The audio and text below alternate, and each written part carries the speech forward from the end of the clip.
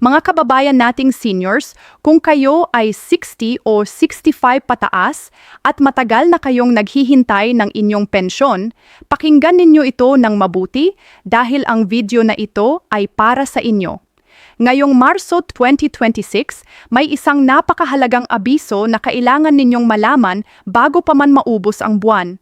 Ang 6,000 buwanang pensyon na tinatanggap ng libu-libong mga miyembro ng SSS at GSIS ay kasalukuyang pinoproseso.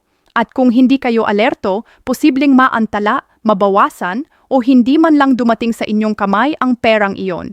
Hindi ito biro. Napakaraming seniors ang tumatawag sa SSS at GSIS offices buwan-buwan, nagtatanong kung nasaan na ang kanilang pensyon at ang sagot na palagi nilang naririnig ay, "Sir, ma'am, wala pa sa sistema." Pero bakit? Kaya nga tayo nandito ngayon para ipaliwanag sa inyo sa malinaw at simpleng paraan kung paano gumagana ang disbursement ngayong Marso, ano ang mga bagong patakaran na maaaring makaapekto sa inyong bayad, at ano ang mga dapat ninyong gawin ngayon, hindi bukas, hindi sa susunod na linggo, ngayon. Dahil ang inyong sweldo sa pagtanda ay hindi regalo. Pinagpaguran ninyo iyon. At karapat-dapat kayong matanggap ito ng buo, ng tama, at ng nasa tamang oras. Magsimula tayo sa pinaka-importanteng tanong.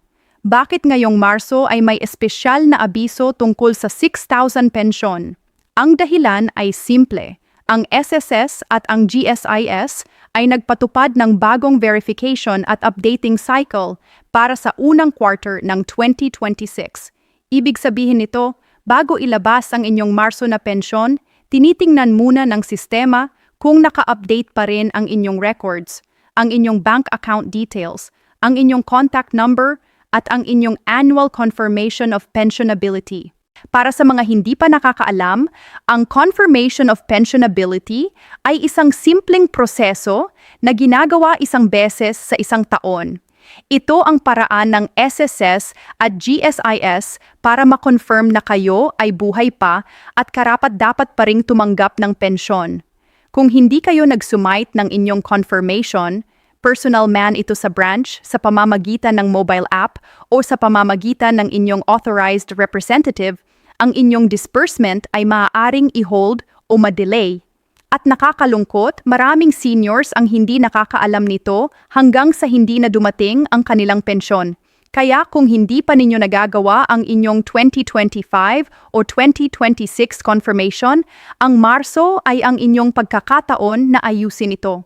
Pumunta sa pinakamalapit na SSS o GSIS branch, magdala ng valid ID, at humingi ng tulong sa help desk. Huwag hiyain ang sarili, maraming tao doon ang naroroon para tulungan kayo. Ngayon, pag-usapan natin kung sino talaga ang makatatanggap ng 6,000 buwanang bayad at kung kailan ito darating. Una, ang 6,000 minimum monthly pension ay para sa mga SSS retiree pensioner na nakakatugon sa minimum credited years of service. Kung mayroon kayong hindi bababa sa 10 CYS o credited years of service, karapat-dapat kayo sa minimum pension na ito. Kung mas marami ang inyong contributions noong nagtatrabaho pa kayo, mas mataas pa ang inyong matatanggap. Posibleng 7,000, 8,000 o kahit mas mataas pa depende sa inyong contribution history. Para sa mga GSIS pensioners naman, ang base pension ay karaniwang mas mataas kaysa sa SSS. Dahil ang GSIS ay para sa mga government employees na ang sweldo ay mas mataas sa average. Ngunit ang prinsipyo ay pareho. Tiyaking updated ang inyong records para walang aberya sa disbursement. Ang release schedule para sa Marso 2026 ay nakabase sa inyong pension code at sa inyong bank o payment channel. Para sa mga may account sa Land Bank, DBP at PNB, ang disbursement ay karaniwang nire-release sa ika-1 hanggang ika-5 ng buwan. Para sa mga gumagamit ng e-wallets tulad ng GCash o Maya, ang crediting ay maaaring maganap ng mas maaga kahit sa huling araw ng Pebrero. Para sa mga pumupunta pa rin sa SSS service counters o sa mga accredited bayad centers para tanggapin ang pension in cash, ang schedule ay mula ika-6 hanggang ika-15 ng buwan. nakabatay sa huling 2 digit ng inyong SSS number. Ito ang bahagi ng video na gusto kong pag-ingatan ninyo ng mabuti. Dahil maraming seniors ang hindi nakakaalam na may mga sitwasyon kung saan ang pensyon ay maaaring mapababa o mapigilan. Hindi ito basta nagkakamali ang gobyerno. Minsan, may mga patakaran na mismong nagdudulot nito at kailangan ninyong malaman ang mga ito para maprotektahan ang inyong sarili. Una, pag-usapan natin ang income reintegration deductions.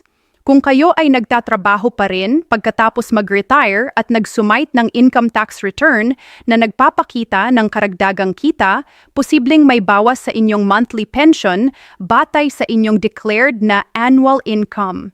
Ito ay tinatawag na clawback provision. At kahit hindi ito malawakang isinasagawa ng SSS ngayon, may mga kaso kung saan ang mga pensioners na nagbabalik sa trabaho ay tinanong tungkol sa kanilang status. Pangalawa, pag-usapan natin ang overpayment recovery. Kung ang SSS or GSIS ay natukoy na may labis na binayad sa inyo sa nakaraang buwan, halimbawa dahil sa isang error sa computation ng sickness or disability benefit na natanggap ninyo kasabay ng pensyon, ay posibleng may automatic deduction sa inyong susunod na disbursement. Kung bigla kayong nakatanggap ng pensyon na mas mababa kaysa dati, ito ang isa sa mga posibleng dahilan. Huwag mag-atubiling tumawag sa SSS hotline sa 1455 o pumunta sa pinakamalapit na branch para humingi ng detailed na statement ng inyong account. Pangatlo, ang hindi updated na bank account ay isa sa mga pinakakaraniwang dahilan ng hindi pagdating ng pensyon. Kung ang inyong bank account ay nakadormant o kung nabago ang inyong account number at hindi ninyo na ipaalam sa SSS or GSIS, ang transferred funds ay maaaring ibalik sa ahensya at ang pension ay maaantala ng 1 hanggang 2 buwan. Ngayon, pag-usapan natin ang mga magandang balita, ang mga benepisyo na maraming seniors ang hindi alam na karapat-dapat sila. Una sa lahat, ang 13th month pension. Ito ay hindi bonus. Ito ay karapatan ng bawat pensioner. Binibigay ito tuwing Nobyembre at katumbas ng 1 buwang pensyon. Kung kailangan ninyong malaman kung natanggap na ninyo ito para sa nakaraang taon, tingnan ang inyong My SSS account online o humingi ng statement sa branch. Pangalawa, ang retirement gratuity or death benefit para sa mga dependents. Kung namatay ang inyong asawa na pensioner, kayo bilang surviving spouse ay may karapatang mag-claim ng death benefit at magpatuloy ng isang bahagi ng monthly pension. Maraming mga byuda at byudo ang hindi nag-a-apply nito dahil hindi nila alam. Huwag hayaang masayang ang perang iyon. Pumunta sa SSS o GSIS at tanungin ang tungkol sa survivorship pension. Pangatlo, ang MediPlus benefits ng PhilHealth para sa mga 60 taong gulang pataas. Bagamat hindi direkta itong bahagi ng SSS o GSIS pension, ang inyong affiliation bilang pensioner ay nagbibigay sa inyo ng PhilHealth Indigent Member Coverage kung kayo ay 60 pataas at hindi na aktibong nagbabayad ng premium.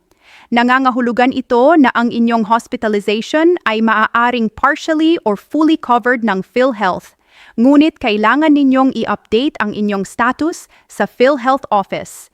Isa pang bagay na kailangan ninyong malaman, ang buwis. Para sa karamihan ng SSS at GSIS pensioners, ang monthly pension ay tax-exempt sa Pilipinas. Ito ay nakalagay sa Republic Act 8424 o ang National Internal Revenue Code na nagtatakda na ang retirement benefits na natanggap ng isang empleyado ay hindi kasama sa gross income na subject sa income tax hanggat natutugunan ang mga kondisyon.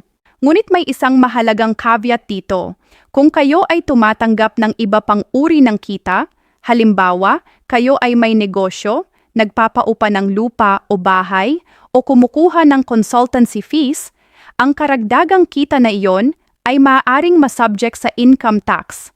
Ang pension mismo ay hindi bibilangin, ngunit ang inyong combined na income mula sa ibang pinagkukunan ay maaaring mag-trigger ng filing obligation sa BIR.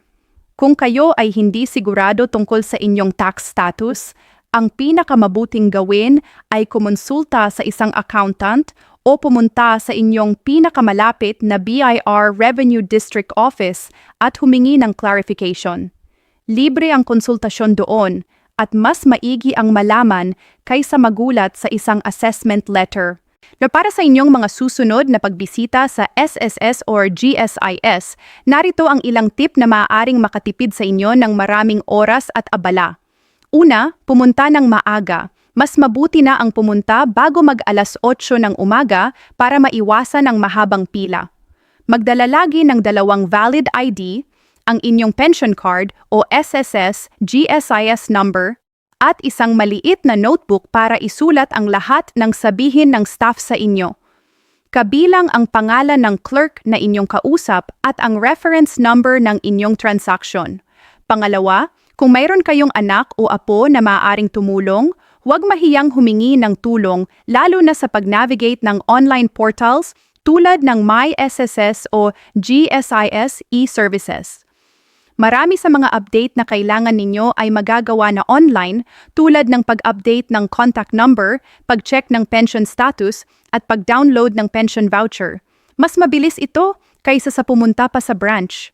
Pangatlo, kung kayo ay may reklamo o narantya tungkol sa inyong pension, halimbawa, kulang ang binayad o hindi dumating, huwag umalis sa branch nang hindi kumukuha ng written acknowledgement ng inyong complaint. Ito ang inyong katibayan na nag-file kayo ng concern at ito ang magiging basehan ng follow-up kung hindi pa naayos sa loob ng 10 araw na trabaho. Bago tayo magtapos, pag-usapan natin ang isang bagay na karaniwang hindi tinatawid ng ibang videos, kung paano gamitin ang inyong 6,000 o mas mataas na pensyon para sa inyong mas maayos na buhay. Hindi ito tungkol sa pagiging maramot o sakitin, ito ay tungkol sa matalinong pamumuno ng inyong pera para hindi kayo maubusan sa kalagitnaan ng buwan. Una, subukang i-automate ang inyong bayarin. Maraming bangko ngayon ay may auto-debit arrangement para sa tubig, kuryente, at kahit PhilHealth Premium kung kayo ay voluntary contributor pa rin. Kapag automatiko ang bayad, hindi na kayo makakalimot at hindi rin kayo mapipilitang pumila sa bayad center. Pangalawa, itabi ang kahit 500 hanggang 1,000 bawat buwan sa isang hiwalay na account para sa emergency. Alam nating hindi madali ito, lalo na kung maliit ang pensyon. Ngunit kahit maliit na halaga, kapag naipon sa loob ng isang taon, ito ay magiging 6,000 hanggang 12,000 na pang-emergency fund. Pangatlo, gamitin ang inyong Senior Citizen ID. Bilang isang senior na 60 pataas, karapat-dapat kayo sa 20% discount sa pagkain, gamot, transportasyon at iba pang serbisyo sa ilalim ng Republic Act 9994 o ang Expanded Senior Citizens Act. Maraming seniors ang hindi ginagamit ang benepisyong ito, siguro nahihiya sila o nakalimutan. Huwag. Ito ay inyong karapatan at pinagpaguran ninyo ito sa matagal ninyong pananatili at kontribusyon sa bansang ito. Mga kaibigan, mga kababayan, bago tayo magtapos ngayon, nais ko lang ipaalala sa inyo ang mga pinakamahalagang punto. Ang set 6,000 buwanang pensyon para sa Marso 2026 ay kasalukuyang pinoproseso at ang pinakamabuting magagawa ninyo ngayon ay tiyaking updated ang inyong records sa SSS o GSIS, confirmed ang inyong pensionability, at tama ang inyong bank account details. Kung may nang-abala sa inyong disbursement, mababa, wala, or naantala, may karapatan kayong mag-file ng formal complaint at humingi ng written resolution. Huwag hayaang ang kawalan ng impormasyon ang magdepensa sa inyong karapatan. Kaya nilikha ang video na ito para nandito kayo sa tama at hindi nanloloko ang sino man sa inyo. Kung nakatulong ang video na ito, i-share ninyo ito sa inyong mga kaibigan at kapamilyang seniors. Baka may isa sa kanilang nangangailangan ng impormasyong ito ngayon.